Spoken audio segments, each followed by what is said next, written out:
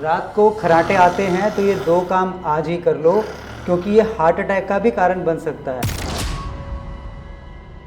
ऐसा नेहा महाजन जी बताएंगे हमारे बीच में ये दो काम कौन कौन से हैं। मेरे हाथ में एक सुई है और एक ये देख रहे हैं कि ये पूरा एक इंस्ट्रूमेंट लगा हुआ है यहाँ पर, और एक ये पर्सन यहाँ पर लेटे हुए हैं जिनके आँख पे ही लगाया है और ये पट्टी बांधा हुआ है। इसका पूरा मैकेनिज्म आपको मैम समझाएंगे। जिनको खर्राटे का प्रॉब्लम है, जिनको रात को खर्राटे आते हैं, कम आते हैं ज्यादा आते हैं, उनको हार्ट अटैक आने का चांस हो सकता है। एक्चुअली सर इसको बोलते हैं स्लीप एपनिया बोलते हैं। इसकी जो है 3 स्टेजेस होती हैं, माइल्ड, मॉडरेट, सीवियर फॉर्म में होती हैं। अगर किसी को आपने देखा होगा कि कोई खर्राटे मारता है तो बहुत आराम से उनकी आवाज भी साइलेंट रहती है, बट कोई खर्राटे मारता है इतने हाई लेवल पे मारता है कि उनको सांस लेने में तकलीफ होती है। अगर कहीं भी कोई खर्राटे मारता है, उसको सांस लेने में तकलीफ हो रही है या उनकी सांसें अटक रही हैं, तो कहीं ना कहीं आपका जो हार्ट है वो अच्छे से पंपिंग नहीं कर रहा है। आप अपना बीपी चेक करवाते रहिए, अपना टैकीकार्डिया, ब्रेडिकार्डिया, कहीं आपकी हार्ट बीट या पल्स ऊपर नीचे तो नहीं हो रही है, ये आपको डेली चेक करवाना चाहिए। और आयुर्वेद मानता है कि ये जो स्टर्नम से ऊपर का जो हिस्सा होता है ये कफ का होता है। जब ये जो कफ का रीजन होता है, कफ का काम होता है भारीपन, हैवीनेस। तो मतलब जब कफ ऑब्स्ट्रक्ट होता है तो कहीं ना कहीं पेशेंट को खर्राटे की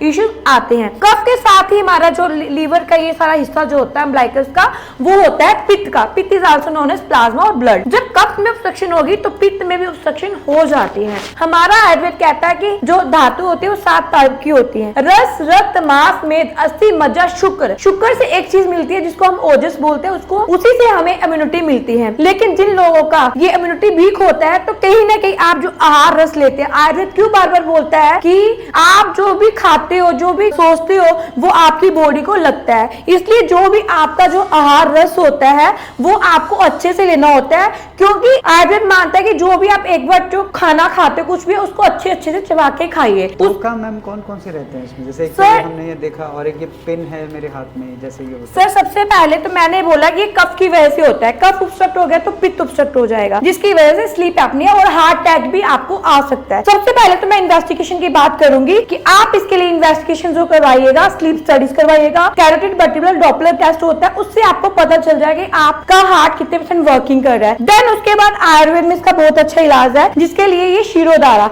लेकिन ये मैं अभी तक आप फोकस कर सकते हैं, मैं तक्कर धारा अप्लाई कर रही हूँ, क्योंकि गर्मियों के मौसम में कभी भी आप जो होता है हमेशा तक्कर धारा ही यूज कर सकते हैं पेशेंट के ऊपर, क्योंकि कहीं ना कहीं इनको जो है दिक्कत आती है कि अगर हम इनको मेडिकेटेड ऑयल से अप्लाई करते हैं तो ये क्या होता है कि पेशेंट को कहीं ना कहीं बीपी हाई होने का डर रहता है। ये तक्कर धारा करने से पेशेंट को बहुत अच्छा रिलैक्स मिलता है। कैसा लग रहा है आपको?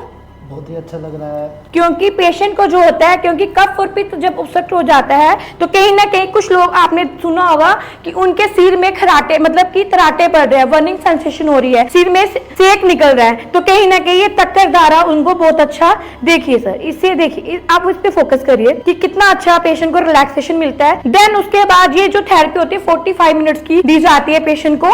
उसके बाद मैं अक्यूपंक्चर, जिसको हम आयुर्वेद में विश्वकर्मा बोलते थे, अब उसको अक्यूपंक्चर का रूप दे दिया गया है। उसके बाद इनके कानों के ऊपर ये जो हमारा में पिन होता है, यहाँ पे आप देख सकते हो इसको छोटे छोटे नोड्यूल्स हैं, इसे कहते हैं, इसको रिलैक्सेशन मिलता है, इमीडिएटली इनको रिलीफ मिलने लगता है। देन उसके बाद पेशेंट के ऊपर नसें गर्म भी किया जाता है, बट जब आप तक्कर धारा करते हो तो नसें गर्म नहीं करना चाहिए, क्योंकि नसें गर्म हमेशा मेडिकेटेड ऑयल या मेडिकेटेड घी से करते हैं। तो इसलिए मैं इनको नसें गर्म नहीं अप्लाई कर रही हूँ, क्योंकि ये ऑब्स्ट्रक्ट हो जाएगा एक दूसरे में। तो इसलिए जो भी स्लीप एपनिया के पेशेंट होते हैं उनको आप तक्कर धारा और ये अक्यूपंक्चर से, 2 टेक्निक से भी आप उनको रिजल्ट दे सकते हो। कितने दिनों में रिजल्ट आ जाता है? सर देखिए, फर्स्ट डे तो एक तो पेशेंट को जो है रिलैक्सेशन मिलता है बॉडी में। रिजल्ट तो विद इन 24 आवर्स के अंदर रिजल्ट आता है। आफ्टर और बिफोर के अंदर यहाँ पे रिजल्ट मिलता है, क्योंकि पेशेंट अब आया तो आप खुद देखो पेशेंट सो जाएगा। पेशेंट एकदम जब सोएगा तो ये लगातार जो थेरेपी होती है कम से कम 7 to 14 डेज करनी चाहिए, और महीने में फिर 1 या 2 दिन अप्लाई करनी चाहिए, ताकि उनकी जो प्रॉब्लम है वो क्योर हो जाती है। अगर आप भी कोई इस प्रॉब्लम से परेशान है तो आप दिए गए नंबर पे कॉल कर सकते हैं। आप डॉक्टर नेहा महाजन से मिल सकते हैं। यहाँ गुड़गांव बहुत सारे लोग एड्रेस पूछते हैं